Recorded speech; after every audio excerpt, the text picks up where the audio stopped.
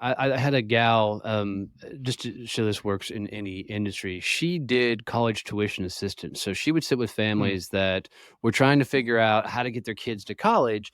And she would, help them get better scholarships or maybe choose a different school and all these things. And when she sat across from me, I don't know, it was around June of last year. And she's like, I'm really struggling because I can't get people to introduce me to these people who need to help out with college tuition. I said, you're not going to because people don't want to admit that they can't afford to send their kids to college, right?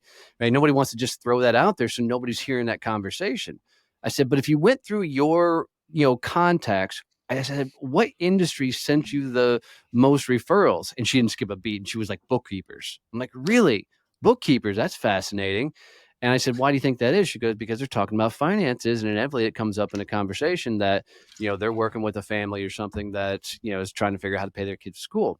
I said, what would happen if between now and the end of the year, you met 100 bookkeepers? She goes, it'd be absolutely transformational.